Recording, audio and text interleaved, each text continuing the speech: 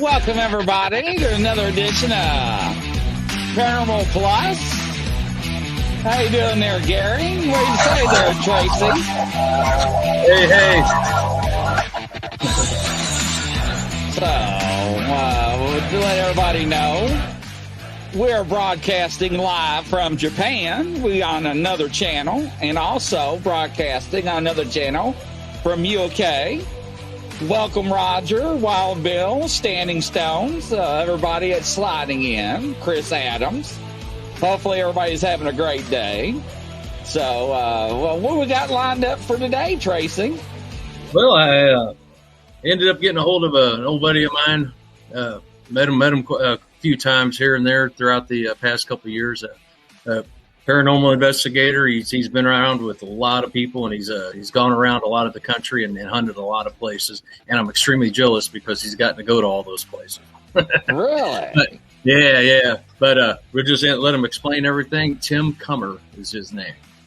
Mr. Tim Comers, come on down. Welcome to the show there. How you doing?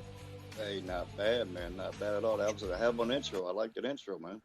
Hey, glad to have you. Welcome to the show. Let everybody know who you are and what you do.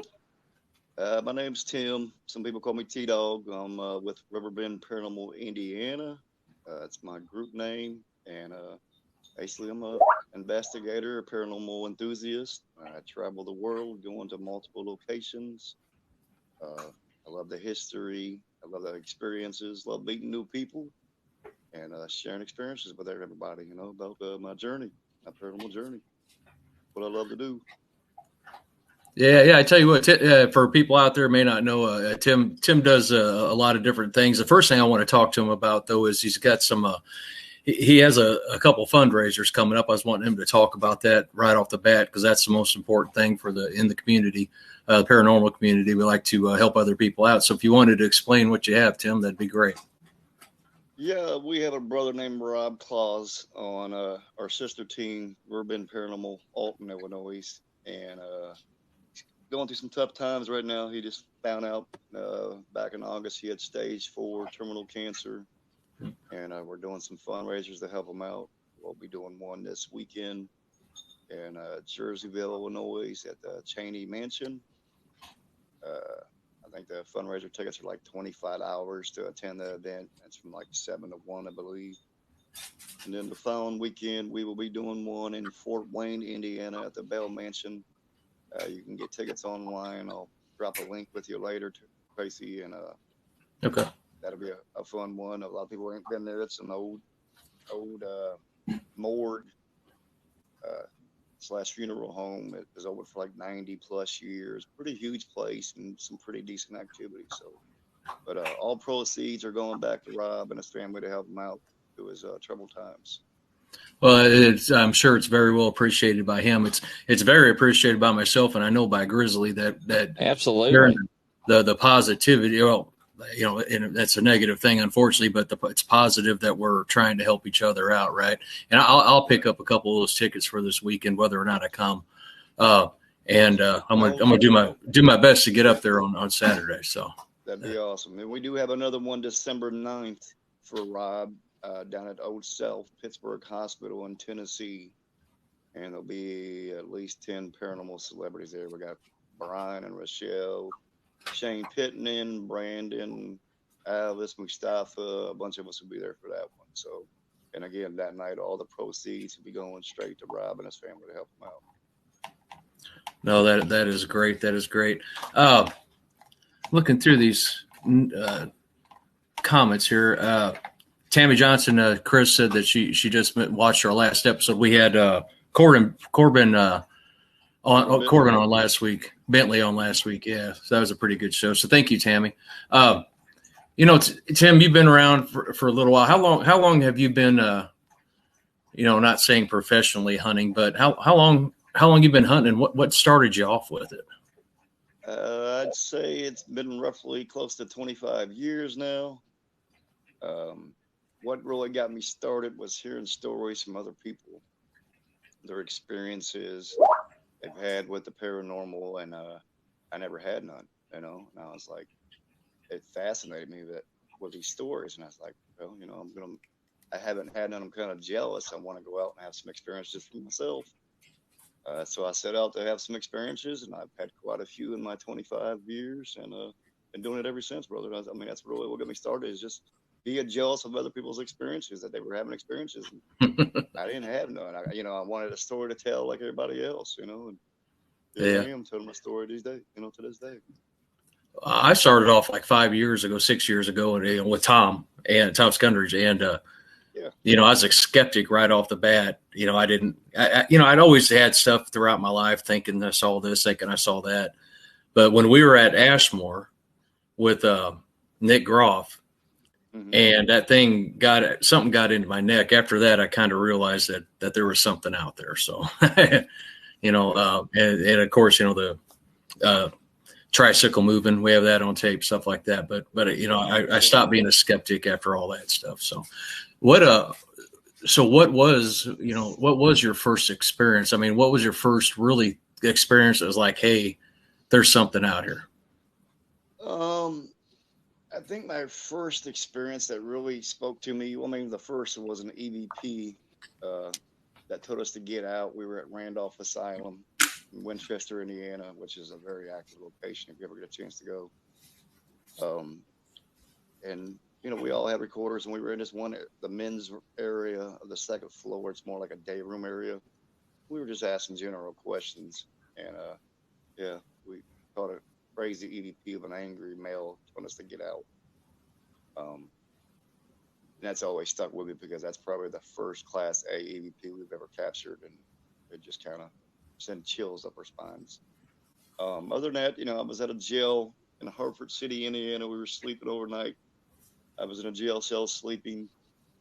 I had a camera on me and a recorder in the cell with me, and I had just got to sleep. I was in a good deep sleep. Something came up and thumped me in the back of the neck, and it woke me up. And instantly, I just woke up. But I lay there, kind of like frozen, but awake and aware of what was going on. So I wanted to see if whatever it was would do it again. I had that strange vibe or energy going through my body, like my body was on defense mode. And I just lay there waiting for it to do it again, and nothing ever did it again, and nothing was captured on video or audio. But that was the first time that I had ever been touched by something. Yeah. And yeah, so that was a crazy experience, and those are some of my first experiences that I've had. I've had quite a few since then with shadow figures, and I've been touched a couple more times. One being the Villisca Axe Murder House. I had a pretty crazy experience there.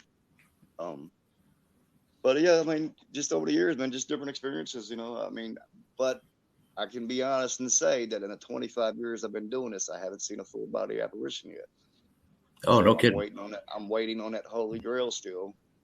And everybody's like, well, what are you going to do when you see it? I was like, I don't know. I might freak out, or I might, it's hard to say. If you haven't seen one, you don't know how you're going to react. But still waiting on that experience, brother. Still waiting on that experience. Hey, the guys, people are commenting if maybe you can move the light a little bit more closer to you. You look kind of like a shadow, is what they're saying. Are you okay with that? Grab another light on.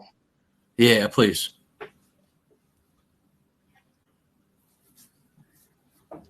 Yeah, I can't see myself on perfect. the screen, so I don't know what it looks.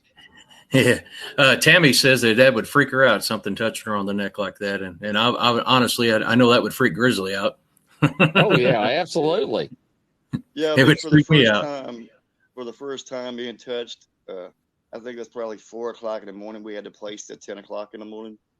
Put it this way, I wasn't able to go back to sleep. I didn't go back to sleep. I just started breaking down cameras and getting things packed up and waiting for everybody else to wake up. I didn't get no more sleep that night. That's for sure. So with, just off the top of your head, I'm thinking how many hunts you think you've done over the last, since you've started? Probably hundreds, right? Yeah. Oh yeah. Easily hundreds of hunts. I know you've gained a lot of respect in the field because everybody that we talk to knows you, and they never have a bad thing to say about you. At least everybody I've talked to, and even on the show, we brought up your name many times. And, like Artie Pack's a great guy, all those people. Right. So what would be, and people always want to know this stuff, what would be your most scariest hunt that you've been on? Something that just freaked you out. You never would have thought it would have been like that, and it just got you. I'm not trying to sound like a badass, but I haven't had a hunt that's really scared me that bad. I've had some weird and creepy moments, but I'm pretty settled and comfortable with my fear levels, so I don't really get scared that much. But like Broken Bow Asylum in Oklahoma last year, I seen a shadow figure, full-blown shadow figure, run across the room, and I was just more excited than I was scared. Yeah. I was more excited and run towards whatever it is or try to figure it out rather than getting scared. And for those that don't know, Tracy, I even do this little thing what I call a fear challenge, where they'll put me in a location. Well, say Waverly Hills, for instance. They'll find the most active locations, darkest hole to put me in, and they'll chain me up and blindfold me and leave me in this location for anywhere from a half an hour to an hour. And I'm basically either stuck down in the middle of the body chute or in a jail cell somewhere or in a basement or chained up to the boiler at Ashmore Estates. They find the weirdest, crazy places to put me. And what I do is I basically sit there and just do a prolonged EVP session, trying to communicate with the spirits but trying to also show them that I'm vulnerable and I'm not there to harm them. Yeah. Because I am blindfolded and chained up to some kind of object or another. I have trigger devices set up in the area that I'm in, hoping to get some, responses through one of the devices. And I've had some crazy ones and some intense situations. Waverly Hills, I've done I think 3 of them there, and the last one I did, they had me chained up halfway down the body chute in a wheelchair on the stair side, not on the slab. Yeah. And the whole time I'm just thinking, please don't push me down the rest of the way down this body chute, because I'm in a wheelchair and I'm chained up and I'm blindfolded. So I got my feet pressed firmly on the ground, just hoping and praying nothing pushed me down the rest of the body chute. But then I've had some. I did one at Brushy Mountain Penitentiary last year, and they had me on a 3rd tier of this cell block, and they left me. And within about 5 minutes after them leaving me, you could just hear footsteps walking up and down the tier that I was on, and whispers like they were trying to figure out what I was about, like I was a fresh fish or something. And I kept, asking, is anybody in here? Because the footsteps are so loud and so clear to me and so near me, making sure it wasn't no other investigators. I knew I were doing my thing. And nobody was in that area, and there was just footsteps everywhere and voices. And I gotta admit, that one was pretty intense, brother. When you got hearing always whispers, and being in a prison, you're pretty sure they're talking about you, or whatever. Yeah. It was an intense situation. That was probably one of the more intense challenges I've ever done. I mean, I even sweated it a little bit. That was a rough one, but I made it through.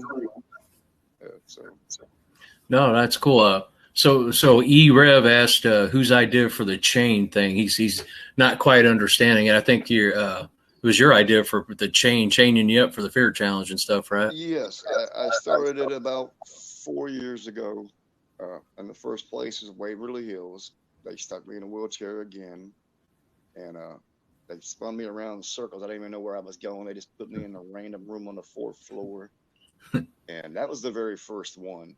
So I was nervous as hell, as you can imagine. My heart was pounding out of my chest, and your sound, your hearing just kicks in, so much more. So you're hearing all these random noises around you, whether it's the building or the weather. And I kept hearing something in the hallway behind me, which I didn't know it was a hallway at the time. Kept hearing something behind me. I'm thinking it's some of my teammates messing with me. I'm like, oh, come on, guys, this is my first time. Don't mess with me. And it happened. I got through it. That was the first one. And after reviewing the video and audio of that first challenge, there were bats behind me in the hallway, flying back and forth and just going crazy as I was doing my challenge. I'm assuming they were attracted by the IR light. They were seeing the red light, maybe, or feeling the heat off of it, whatever. And but yeah, it was pretty intense. But for whoever asked that question, I kind of started because I'm not sensitive in any kind of way.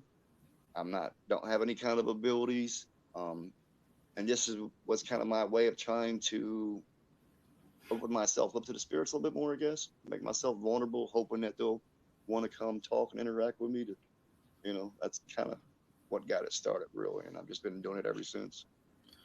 So it's safe to say you're a true believer because of all the experiences that you had, right? So that's cool. Yes.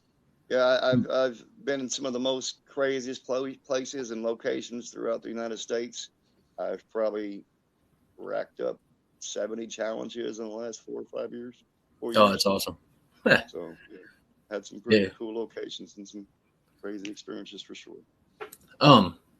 Something that I also wanted to ask about, and we asked last couple of people that we've had about the cryptid world, Bigfoot, stuff like that, because Grizzly is he's into paranormal, all paranormal. He's very knowledgeable and stuff, and he brought up a pretty good not story, but he brought a lot of knowledge to me personally last week on and Corbin was really surprised. We started talking about Bigfoot and how they can be chameleon like. And kind of like the Predator thing. And he actually sent me a video afterwards of showing it, which was pretty cool. but I didn't know what your thoughts. What are your thoughts on cryptids? I know that's kind of a wide range question, Right. right? But we all have our opinions and our thoughts on it. Up until Grizzly told me about that, I just saw Bigfoot were out there just knocking on wood out there, and just being seen here or there. But he really instilled some knowledge in me and the people listening last week. So I'm just curious on your thoughts, not just about Bigfoot, but about the other cryptids as well. Well, I don't have a lot of experience with either. I'm hoping to change that here soon. Squatch Man from down here in Kentucky with Ernie. Mm-hmm. As I've heard some stories from him about some wooded areas down there around him, and there's been some sightings already of a Bigfoot creature down there at Fort Duffield over the last couple of months. And I was just down there past weekend, and Ernie and Denise were telling me about some of the experiences they had on their last investigation down there. They had a big figure come through the woods and run from one part of the fort, and it came up the hill and ran through the woods. And I mean, and that's just one. If you talk to Squatch Man, I mean, I haven't been down to his place yet, but this guy is all about Bigfoot and cryptids, and he's told me stories where they've been sitting in the woods and it sounds like a herd of dinosaurs running through the woods towards them. That's how much the woods are moving around them. Mm-hmm. So I've heard some pretty interesting and crazy stories. I haven't had any experiences myself, but hopefully when I'll be down there at Fort Duffield next month, hopefully we'll get some activity there. I'm definitely interested in experiencing something for myself. Just like anything else, you want to experience it for yourself. You can hear people talking about it, but until you experience it for yourself, that's what really gets the blood flowing. So, Exactly. That's what I've been talking to Chris about. If I ever make it down his way, because you're down by there too, ain't you, Chris? When we had Ernie on, we were talking about that. Yeah. That's Will and Chris. I'm sorry. Go ahead. I was asking if you knew who Squatch Man was. Oh yeah, the Squatch soap. I actually reached out to him this year. Doctor Swatch soap or whatever that's Sasquatch soap, and sent him some. He's very well known. He'll go out there and welcome forest people. He's crazy as hell, Yeah, But man, I'll tell you, sure. They love him. He's very well known around here, and ask him about the Pope Lick monster too when you meet him. Okay. Yes. Chad wants to know: have you ever got hurt or got any scratches during your investigations? You know what? Luckily, I haven't. I haven't been scratched. I've been touched a few times, poked, but I've never been scratched. I've never been like anything harmful anyway. Just no, not at all. I'm curious. You hunted the McPike Mansion, didn't you? Down here in Alton. No, when we were out there, the lady wasn't not allowing us to investigate. That's right. Okay, yeah, I remember that. Okay, she wasn't too friendly the day we were there. But you did the Mineral Springs Mall. I remember that. Yeah, we did that place. Yeah. So let me ask you this: of the places that you've hunted, was there anything that just surprised you? You're going there. We all have that. It's like me and Grizz talk about the guided fishing tour, right? You go to some of these, you go somewhere and you might not get nothing. But was there ever anything, private hunt or public hunt, that you went to that you were like, holy crap, this is outstanding? Not, for us, it's outstanding because we're paranormal people, but to other people, it'd be like, this is creepy as can be. Was there anything that really kind of threw you off like that? You're thinking, we're not going to get nothing here, but you get there and it's like, wow. I would say probably, well, not that I didn't think we was going to get nothing there, but it had some extreme activity. We got a place up here in Indiana. It's called the Old Lake County Sheriff's Office and Jail in Crown Point, Indiana. And my first interest in it was John Dillinger spent some time there. I'm a big mobster and gangster guy, and I try to travel around to check out some locations that they spent time in. And then to find out that it was haunted as well, made the best of both worlds, paranormal and gangsters. So we did some filming up there a few years back, and I think we were there for 3 days filming, and we just had some unbelievable experiences from people being yelled at. I mean, like right in their ears, yelled at and growled at in their ears. People being put up against a wall by their throats. People being temporary possessed, maybe, I guess the way you want to call it. My brother was taken over by something for a few minutes until another teammate took him outside and made sure he was okay. Once he got away from the building, he was all right. I mean, just so many different experiences in that place, brother. I mean, from people being touched, scratched, physically being put up against the wall by their throats, EVPs galore. There's something up there in the solitary block. It just does not like females at all. So it's always messing with all the females. We had a female with us one night, and we were filming. She was sitting down with the rest of us, and my son was filming, and he heard what sound was like, what was laughing at first, but then he looked back with the camera and realized one of our teammates was crying. She jumped up, ran to the end of the cell block, and there's stairs that go down to the other level. She stood there and she screamed at the top of her lungs, "Don't push me, leave me alone." She was telling whatever was messing with her not to push her down the steps. So then she continued to run down the steps and run outside, and we're like, "Well, what happened to you?" She's like, "Something was just on me, like it felt like it was physically on her back and like in her ear and just right there on top of her, telling her whatever. I'm not really sure. It's been a few years ago, but that place is pretty intense. It's like a mini prison for an old jail. Most of these old jails from the late 1800s, they might have 10 to 15 cells. This place has over 150 cells, and it looks like a mini prison. Rule number 38. Be very careful what you share. A pretty intense place. What that's for not being a prison, have that many rooms is pretty interesting. That many cells. Exactly. So have you attachment wise? We talk to people, and some people say they brought home stuff that has had attachments, or something attached to them, and like you just talked about your brother having a little bit of possession, stuff like that. Have you personally experienced any attachment on yourself, or an attachment with anything you had, any particular item? Not that I'm aware of. I mean, I haven't physically felt like I've brought anything home or any attachments. And I normally have is equipment with me as far as when it comes to locations. So it's not like I bring things home as far as souvenirs or nothing like that.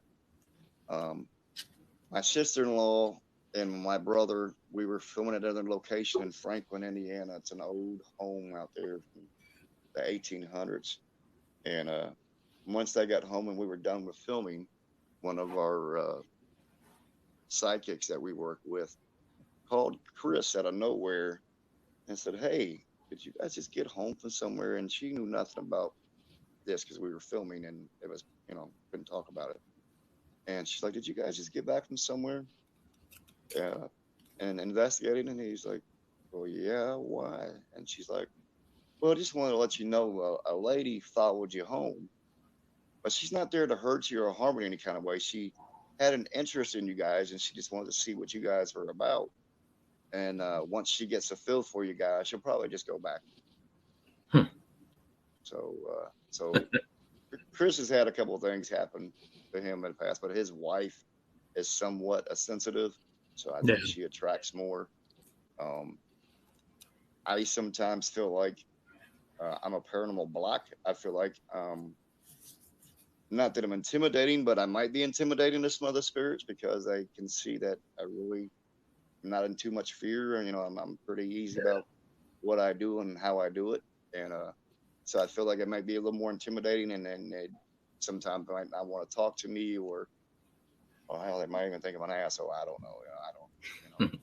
But But yeah, no, I've never had any personal experiences. My daughter tells me all the time, "No, Daddy, don't bring nothing home. Don't bring nothing home, Daddy." But, I don't plan on it, but you never know. But we do say some prayers here and there, and we have blessed metals and holy water if we need it in case things get too crazy. But haven't had to, knock on wood, use them yet, so we're good. Yeah, we do the prayers every time we pick up something or go anywhere like that. My wife and I always say the prayers, and I know Chris does stuff. Of course, we don't provoke or anything either, so I'm not trying to get their spirits angry at me where they're going to want to jump on me. We're pretty calm and pleasant, and we try to relate to the location as far as how we talk to spirits and how we interact with them based on the time frame, the location, and everything else. So we're pretty respectful about what we do. I know Chris has got some items in his studio actually that seem to have attachments to him, huh, buddy? Yes, unfortunately, I do. Well, yeah. How many dolls you got up there? 29 or 33. I quit counting. Oh, no kidding. Wow.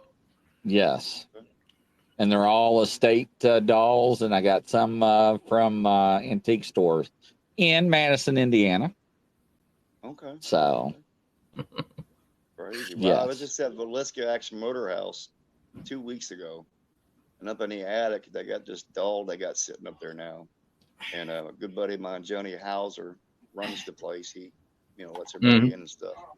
And he's got this doll sitting in his attic that's been taken from location to location for whatever period of time and just kind of marinated in these locations to pick up the energies from all these different locations. And he's brought it back to the Valiska Action Murder House and set it in the attic to see how the spirits will interact with each other, I guess, or what kind of energy it'll bring to the house.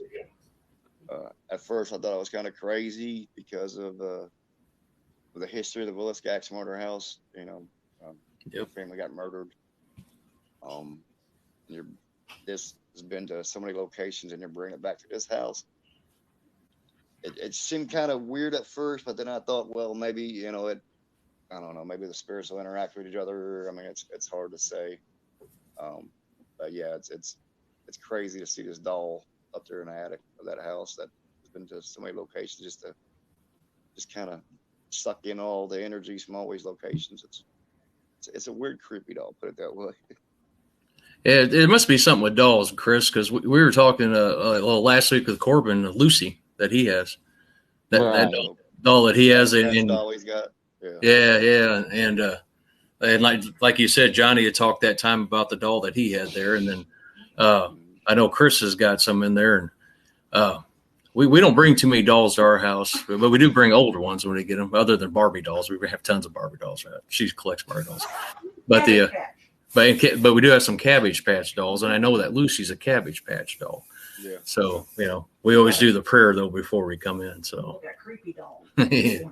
So. Yeah, I've been on some live videos with Corbin. It's been a few months, but he was doing a session one day, and I was on there with him. He's like, "Lucy, do you want to talk to me about it?" And on 2 different occasions or 3 different occasions, it said my name. It wants to talk to you, Tim. It wants to talk to you. Lucy wants to talk to you. So we're supposed to be meeting up sometime when he gets a chance so we can sit down and do the thing with Lucy and see what she has to say, I guess. Does it talk, or does it talk to her spirit box? From the times I've seen, he's had some spirit box running, and it's talked to through that. Wow. I mean, and I've seen videos where he's in a room and he'll ask Lucy to slam the door behind him, and then the door behind him slams. I've seen him do a few things with Lucy. So take it for what it is, I guess. I mean, I wasn't there. I can't physically say that's what. Yeah, I'm out. I'm good. No. Hey, look, say. Sorry. I keep it right here with me. Then in my left hand at all times, I got my crucifix. There you go. But Corbin's a great guy, though. He's a good guy. Yeah. That's the first time I ever talked to him was that show that we had him on. It seemed like really, really good person. So, and it's another positive person in the community too. That's, like I said, that's I really like that. Everybody I've met so far, I'd say 99.9% of people I've met have been just super people. The community is just great. You hear a lot of negativity on Facebook, stuff like that, but I've never met anybody face to face with negativity. I can tell you that. So, right. And that's what makes a big difference is behind the scenes, what you're not seeing on Facebook that makes a difference, because social media, whether it be the paranormal or anything else, you got people bickering and arguing and whatever. So no, and that's good. That's one of the things, and just bring it up real quickly because that's why we started the Paralink.com. We actually hit a milestone today with our number of members, and it's just that's why we started. We wanted to help some way spread community or spread positivity in the community, and for sure. it's working out pretty good. That's a great thing, brother. Congratulations. Yeah, thanks, man. Thanks. We just need to get more content. That's our problem. We're just getting the content on there, but it's coming. It's coming along. It's limping along pretty good. So, but slowly but surely, that's what counts. Yeah, exactly. So, what I'm getting from you is probably one of your favorite pieces of equipment. Then is your recorder. Of course, yes. But what else? What else is a go-to piece of equipment for you? I gotta have recorder and my camera. Those are going to bring me my best pieces of evidence other than personal experiences. I'm pretty fond of the EDI meter. And I have a couple of REM pods that I use, but they're not your typical everyday run-of-the-mill REM pods like you see everybody else using the big circle ones. I don't use those. I had a guy in the United Kingdom make them for me. And I've had them for I think 3 years now. They might have went off 4 times in 3 years at most. Yep. So they don't have that issue when the battery starts going dead, they start going crazy kind of deal. Yeah. So these ones I got to really rely on based on they've barely ever went off since I've had them. But I'll use other things too as well. I use some ITC devices every now and then. But that's normally when I'm with a group. I normally don't use that when I'm doing my solo investigation, but I will, hang out with other people when they're doing it.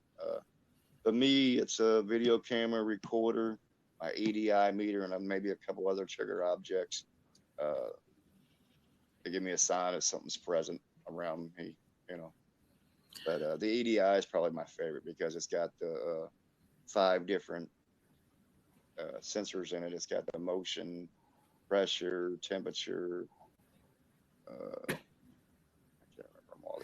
EMF, and then something else. I think it's got like 5 things in one.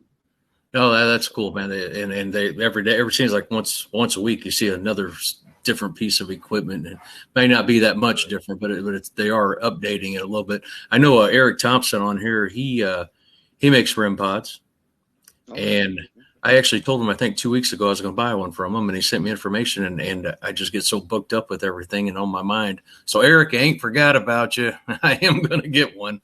I apologize to you. I got so much going on that it sometimes stuff just goes right over my head. So you're going to the Bill Mansion next weekend? Yeah. And not this upcoming weekend, the following weekend. The following weekend, yeah. And you've hunted there a few times, haven't you? Yeah, I've been up there a couple of times. Yes. And Ricky's over there. Yeah, Ricky Hilliard. Mm-hmm. Yeah, that's okay. Yeah, that seems to be, and Grizzly, correct me if I'm wrong. That seems to be like a really happening place, for lack of better words, for the paranormal community. It sounds like there's just really a lot of activity there. I haven't been. I've been invited a million times. It's 5.5 hours from my house, and that's not a big deal to an extent. But when I got to get off weekends, stuff like that, to head that way, we all know the spiel on that. But I mean, what have you seen there that just makes it kind of different from some other places? Well, the first time we were up there, it was an event, and there was just these rooms upstairs in the housing area of it, with some REM pods, and 2 rooms on either side of the hallway. there was a lot of activity in both of those rooms. We were standing in the hallway, me, one of my teammates, and it was like something was running back and forth between the rooms, playing with the REM pods, or then there's tampering both once. So sometimes they'd go off together, sometimes it would go off. I mean, it was just weird and unusual activity. A lot of shadow play down in that basement. That basement out there is pretty creepy. Oh, really? It's a huge basement and just darker than dark, and a lot of shadows moving around. We got some EVPs, nothing too incredible, nothing that we could really make out too clear. But there are a lot of EVP captures up there, and I don't know, it's just a different kind of place. I mean, that's probably one of the biggest funeral homes I've ever investigated. And, again, it was open for 90 years, so it's seen a lot of different times and different situations. So yeah, it's a very good location. If you haven't been here, it's a great place to go. It definitely doesn't feel like anything negative up there, but there's definitely some activity there for sure. Well, it's neat with how many people hunt that. It seems like there's a hunt all the time there. Every time I'm flipping through stuff, Ricky's page, stuff like that, and even the Bell Mansion, it's neat that there's, my thought process has always been if it gets hunted all the time, eventually it's just going to phase out. But it seems like that place has really kept up and continues to live up to its expectations, which is pretty cool. And, there's been a lot of people that have hunted there. So. Yeah, well, we have a lot of great locations here in Indiana, and with the paranormal community growing the way it is, everybody's eager to get out and check out new places, and Bell Mansion's one of them. We also have Indiana State Sanatorium. Yep. That place is pretty much booked 7 days a week for the most part. You might get an opening here and there, but I think that's more or less because of the community and how large. I mean, it's gained so much popularity and so much interest from people from all walks of life around the world. So everybody's looking to have that experience or see a new location, and it's just growing so rapidly, man. We can't keep the doors closed in some of these locations because it's, everybody's wanting to get out and do something. I mean, Waverly Hills, for instance, they don't start booking until the beginning of the year in January, and normally within the first 2 weeks they're booked out for the whole entire year. Yeah. That's how quick they book out for the whole year, is the first 2 weeks of the year. Yeah, it's I tell you what, man, it's definitely a growing community.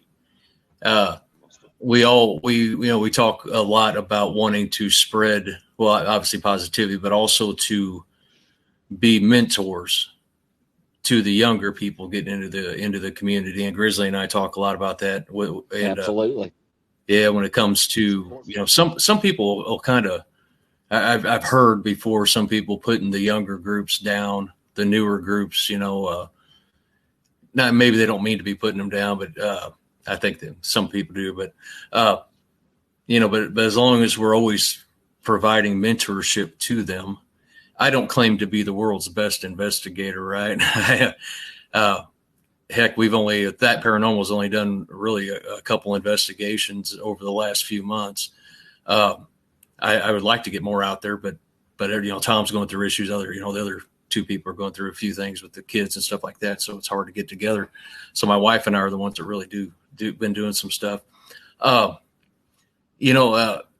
I'm glad, and I know that you're a good person, and that your group, Riverbend Paranormal, and I know Rochelle and Brian down here. They're always spreading good positivity, and I believe they accept new members into that people that I think I see on Facebook every once in a while with those guys. And they're popular as can be, and that's great to have big names, like you, them, everybody promoting it. You just, for a couple months here, you're reading nothing but negativity for a little bit there on shows and stuff like that. And even that particular person in the one show that everybody was talking about, he's kind of changed his tune on his Facebook pages and stuff now too, so he's promoting more positivity now, which is awesome. Maybe, sometimes we all just need a little bit of a wake up call. That's what we need, more positivity. We need more people nurturing the younger generation and kind of helping them and guiding them and trying to give them the steps to be able to, make sense of things and make sure they have positive experiences instead of negative. Yeah. Or, and my biggest thing is I always tell people learn. I guess it's completely impossible to totally control your fears, but you really got to make sense of situations of the building, your surroundings, just so many different things that can take play and setting that little thing off in your brain that tells you, hey, be scared, run, and I try to preach that to everybody because a lot of things can really be made sense of.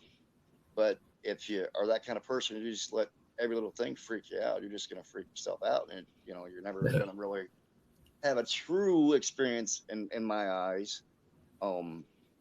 Because you're just freaking out about everything. And I really try to preach that to people to pay attention, to take some time to feel the location, listen to the noises, just sit still for a second in the location for 20 minutes in the dark or with the lights on, whatever works for you. And just listen to the place. That way you can get a good feel for the different noises, the squeaks, the banging, the wind blowing on the windows, whatever it may be. Listen for that kind of stuff because that'll rule out a lot more throughout your journey when you start to understand these little simple things that everybody should learn or try to learn in the beginning. And I don't know. That's probably one of the things I always preach about, or talk to beginners or youngsters about is get a feel for the place. Don't let your fears get the best of you, and just do what you do and love what you do, for that matter. Grizzly, this could be a good segment that we ought to start doing. Just take a 5-minute deal of getting advice for the younger crowd. Absolutely, from our guests. Man, that's actually be a pretty good idea, I think. Eric Thompson, he replied that he thinks the younger groups think that the investigations are just like the TV shows. And to be honest with you, I can kind of relate to that. Like I said, I've always grew up knowing that there was something out there, but 6 years ago, whenever Tom reached out to me, wanted me to go hunting with him, that was kind of what I thought with being a novice and never working with equipment before or anything. Just going to a cemetery with a small amount of equipment we had, that's kind of what I thought it was just going to be like, TV show. And, is this real? Is it not real? Probably make everything up, blah, blah, blah, and it took a while for me to come out from being a skeptic to being a believer. So, I understand exactly what Eric's saying and what the younger group, some of them probably do think that. They do think that they can just go out there and just catch something automatically. But, it takes a while. Like you're saying, you got to get that experience and reach out to people and ask them. I know Tom, he reached out to, Johnny Hauser. He reached out to those guys when they came to Mineral Springs, and then he always emailed a lot of different people just getting advice on how to do stuff. And the great people that they actually replied to them. And Daniel Class is a perfect example, man. He replies to any questions that you have, stuff like that, at least for me, and just a great guy, and great people. And Grizzly, if I know now, it comes to Bigfoot, man, he's my go-to guy. He's my go-to guy for a lot of stuff. I ask him all kinds of questions, and I know he's knowledgeable. He talks to a lot of people. He's got a lot of seers on his show. He's got a lot of people, mediums and all that. He has a bunch of different shows. I think we're on 93 lives right now, Grizz? 99. 99. Well, 99 and 19 platforms, and tomorrow will be 21 audio. There you go. That's awesome. So he's really knowledgeable. And if I ever have questions that he can't answer, I know that he knows people that can. So it works out. Speaking of Daniel, has he ever told you about the woods up there by his place up there in New York at the Hinsdale House? Yes. He talked about it. Place that Chris would like to check out because they got a lot of activity and things going on in those woods up there, brother. Yeah, he had talked about that with Grizzly too. He was Yes. Yeah, they got something going on up there. I don't know because he has people camping out there. Yeah, he sure does. That's what he said.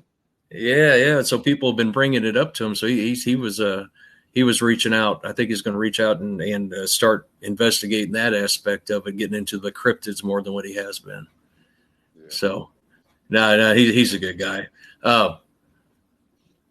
So, trying to think here, if you're a member of the Riverbend, this is something that's always confused me. You got Riverbend Paranormal Indiana, you got Riverbend Alton. What other Riverbends are there? That's just the two teams. That's all.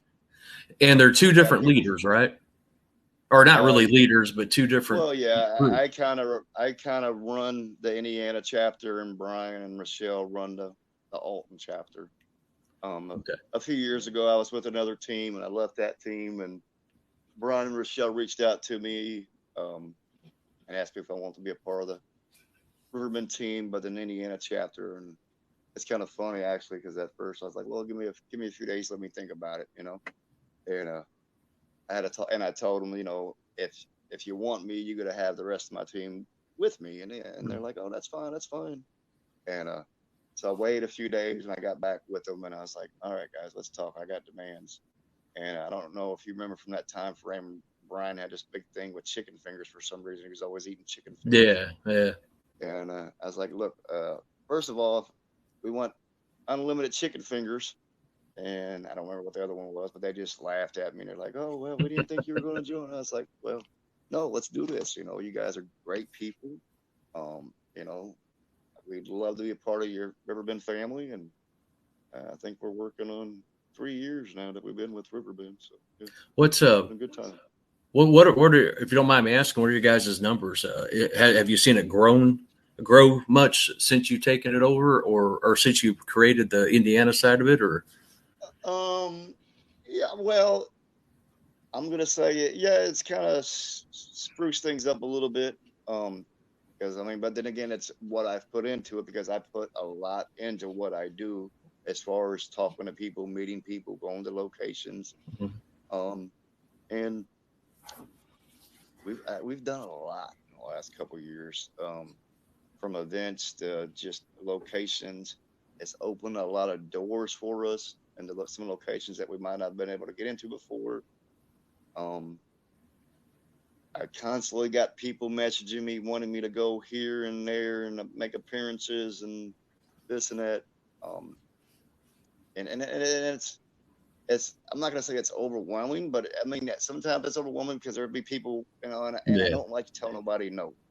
I hate to have to tell someone no, or I'm too busy, I got too much going on. So it's not that it's overwhelming, but sometimes it's overwhelming in that matter to where I got to disappoint people. I don't like to disappoint anybody. So it's definitely kept us busy. I'm probably the more active one on the Indiana team. I have a little more flexibility in my schedule, being that I work for myself, my independent contractor. So it's definitely changed my life in as far as much as I get out, the locations I go to, and the people that I meet.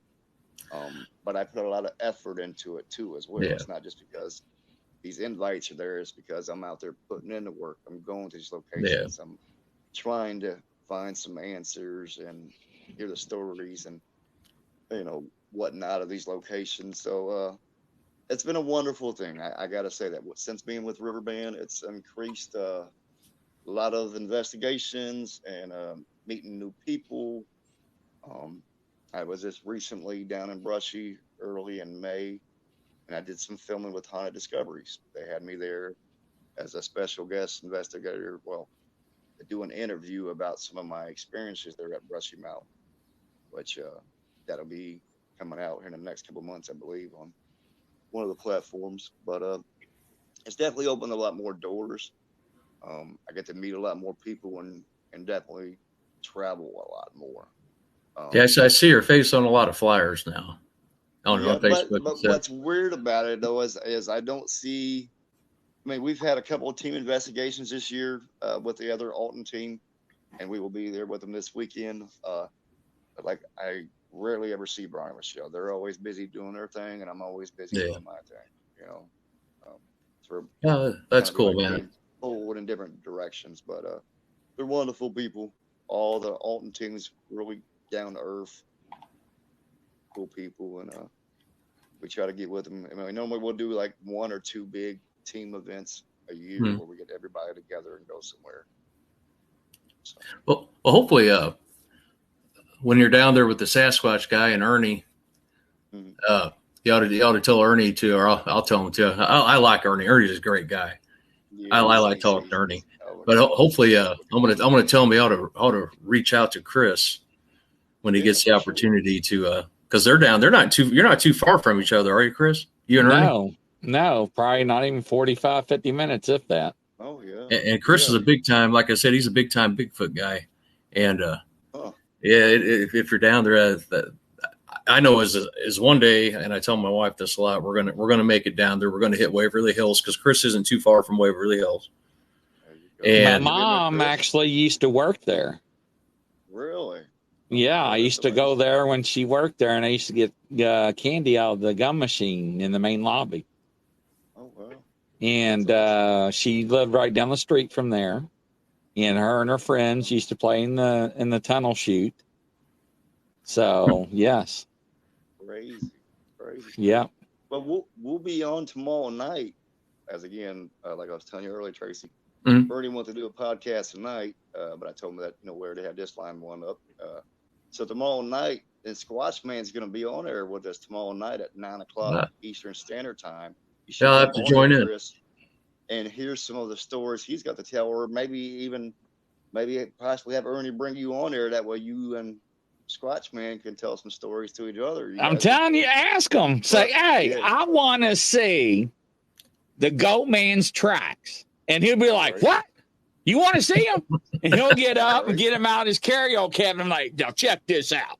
I mean, have you seen how tall he is? I think he did that. Yeah, I think he did that on one of the podcasts he did. It's like concrete. Yeah. I think he did that a couple of times. Yeah, he's got that man is, I'm telling you, he's got some stories for days. And hey, whatever he says, ladies and gentlemen, you can take it to the bank. Yeah. Greg Yost is one heck of a guy, and I'm telling, and I'm being honest, man, and he can go out in the woods, and he'll be like, "Forest people, I'm here. Knock down a tree," and they'll knock down the damn tree, and everybody like, "I want to go home. Take me out of the woods. I want to go home." And he's like, "It's okay. They're not going to hurt you. I'm here." And everybody freaks out, and I mean, it's crazy. There's some kind of story with him making offerings to me. He gives them like donuts or something, don't he? He does. He feeds these sons of guns. Yeah. He'll leave a plate of donuts or something out there for Yes. Yeah. I'm telling you, ladies and gentlemen, it's wild. So, I'm gonna have to dig into that side of stuff, man. I'm interested. I got to dig into that. I just want to go out there and see, because I used to go camping all the time, right? And I've camped in campers and stuff. And you never even think about that till you hear about it, right? So that's cool. I gotta check that out. We're heading your way someday, Chris. It ain't gonna be too far off. Yeah, Greg Yost is one heck of a guy, man, and he'll never let you down. And he'll tell you, don't be afraid. And what do you mean, don't be afraid? You just when you see a big tree that shouldn't fall, and he'll tell you. I mean, I've actually seen people like, I want to go home. Take me home. Get me out of the woods, please. Exactly. Yeah. I can't wait to go have some of these experiences with the guy. Man, I've talked to him a couple of times through podcasts and this and that, but I haven't met him in person. So next month when we're down at Fort Dutfield, I'm looking forward to seeing what goes on down there and hearing some more of his stories and meeting him in person for the first time, because I haven't met him in person yet. So, oh man, the greatest guy you ever meet, sir. Greatest guy you ever meet. You still got Frank with you, Tim? Yeah, Frank's still with us. Yep. Okay, yeah. I see him every once in a while on Facebook. I always think about reaching out, saying hi to him, and then of course something always drags me a different way. But Frank's a good guy. Yeah, he's been on a lot. He's retired, so he's been traveling a lot with his wife, and I think they were just out in California recently. Spent some time out there, and he was out there on the Harley with his buddies, and they were riding through the state. Retired. Yeah, he's been retired for a while. He's not that old. I'm not gonna say his age on here, but I mean he's not that old. He actually looks a lot younger than what he I was is. going to say, man, he looks young. He's in really good health, but yeah, he's retired. He was a CEO of a Fortune 500 company, and he's been Really? retired for a few years now. Yep.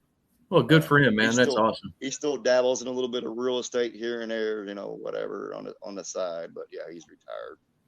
Well, cool. That's cool, man. Looks like a Chad C says that Yost is the first guy to find out boogers live in creek banks, they say. Let me tell you something. If you ever seen Predator, right, or Rambo, I would have 2 of Rambo's guns, one in each arm, going out with Right. Greg Yost, the Swatch Yeah. man. I mean, he's not afraid. He'll walk But out you've there and heard be like, some of the hello. Yeah, you've heard the Yeah. same story as I've have, then. So yeah, do you know where I'm coming man, from? let when I me talk tell you about a something. story? Yeah. Well, don't forget where I used to live is Indiana, and he don't live far from where I live, right? And he used to work in Jeffersonville, and I live right across the bridge from him. I haven't talked to him in a while, but I'll never forget the day that he was at his friend's house when the guy was like, "Ah!" and Greg's like, what the hell is he talking about? He's like, there was something behind the house, and he was like, just slow down. What are you talking about? And he's like, he left tracks. He's like, tracks. And he's like, Grizzly, you ain't gonna believe what it was. And I'm like, what? He's like, the goat man. And I'm like, no. And then he gets up, he shows me these tracks, and he's going down the creek bed leaving money. It's a size compared. Then this Tracy, this guy is, let me tell you how crazy this guy is. He goes to the Kentucky Fish and Wildlife, and he goes, what's this?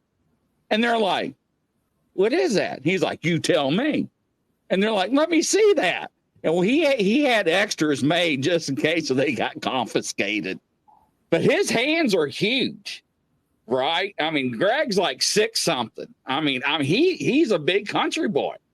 And these were like huge tracks. And ladies and gentlemen, if you never seen Goat Man tracks, they're not deer track. And he also took them to DNR over in Indiana because that's where he lives. Mm-hmm. And they're like, well, that is called an oversized cow. And he was like, yeah, right. That's a cow. That's a big heifer. You try. He's like, there ain't no way in hell it's a. And I'm from the country. I know what a cow track looks like. But you've seen the tracks. But the people that have not, I mean, these people in Louisville were freaking out. And Greg never goes anywhere without his plaster and his casting kit. And I'll be damned if he didn't cast them. And man, when during one of my shows, he was like, let me show you. He got him out of the karaoke cabinet. And I'm like, holy crap. And the details and everything. And ladies and gentlemen, and let me tell you something. And T-Dog will tell you, even from the paranormal aspects, there are things in this world that we do not understand. And there are things in this world that walks upon this earth that should not, that we cannot explain. And that's the only thing I will say. Yep. And there's proof of it out there. Isn't that right, T-Dog? Sure is. So, and I'm glad he didn't get pushed down in the tunnel in the wheelchair at Waverly Hills because I would have crapped myself. That been a bad situation for me. I'd have been praying too, trust me. Oh my God. Well, T-Dog, how can people, if they want to reach out to you, how can they get a hold of you? Most people reach out to me on Facebook. Most people message me through Facebook. I am on TikTok and a couple other things, but my primary source is Facebook. That's what I put most of my time into. So yeah, anybody can message me through Facebook, through Messenger. I've got my number on my page. If anybody's going to hold me about any other important circumstances, yeah, Facebook. Yeah, so everybody that's watching, if you get the opportunity and you have any questions paranormal wise, reach out to T-Dog, Tim Kummer, Kummer. Check him out. talk to him. He'll talk to you. He'll return your question. Any questions you have for him, he'll get back with you. I know he will. He's a really good guy, and he's a good person for the community. And we all need to share knowledge with each other, to an extent, right? Open book if we can be, and don't hesitate to reach out to him if you have any issues or you have any questions. I also offer that, to myself and to Grizzly as well. And if you guys have any, if you're at a house or something that you feel as though it's you have something happening there, there's 3 people right here you can reach out to that can at least get you to somebody that can help you. Right. So please always do that. What you thinking, Chris? Oh man, it's been a great show. I'm glad he came on and took the time out of his busy schedule. Greatly appreciate it. It was great meeting you, brother. And hell, now that I know you're in Indiana, we're gonna have to get together sometime and do some squash hunting and some investigating, brother. Yeah, and man, you gotta give me some feedback once you meet Greg. I'm telling you. Right. Yeah. You're gonna love it. Well, you're gonna love it. Now that I know that you know him, I might just have to have you. I'll get a hold of you outside the show, and maybe yes, sir. You to come down here and hang out with us next month. We'll be there on the 7th of October. So maybe put that on your calendar and write it in. Maybe we can get you to come down there and hang out with us down there at the. Yeah, we'll see what we can do. I appreciate that. Before we let you go, is there any place anything you can say about the benefits that you're having, the fundraiser? Is there anywhere these guys could go to donate if they wanted to donate? Well, I wish I could somehow tap the link into your thing, but I think didn't I send you one of the links or a couple of the links? Yeah. In my you can post those to your page, or I can post them. I can message you the links, and you can kind of post them. No, I got them. I'll definitely reach out with them. That's not a problem. There should be one for the Cheney Mansion. There's one for the Bell Mansion, and I believe there's one for Old South Vicksburg Hospital too. Yep, got them all. Got all 3. I will put them on there as soon as we get off the program here. I appreciate it, brother. Yeah, that's important, man. Like I said, it's for a great cause, and so many people were giving their time and travel into these locations to put on these events. Not even compared to all the people that will be coming to attend to hang out and just enjoy themselves and investigate and make a donation to the cause. There was a what's it called, pendulum, that a bunch of people signed up in Michigan at the Paracon a couple weeks ago. They're auctioning off. A bunch of people signed that for put up for auction, I guess. That's people bidding on it. So I mean, if you can make it out to one of the events or even make a small donation, every little bit helps. Right, it sure does. We're just out there hitting the road and checking out new locations and trying to stay busy, brother. All right, man. Well, I hope I catch up with you Saturday night. For sure. I'll be up there. At least come up, say hi. So. Oh yeah, sure. That'd be good to see you, both. Well, T-Dog, we greatly appreciate it. And ladies and gentlemen, from coast to coast and around the world, take care, everybody. Have a good night. We'll see you at 9:00. Thanks for watching. Good night, everyone. Bye-bye.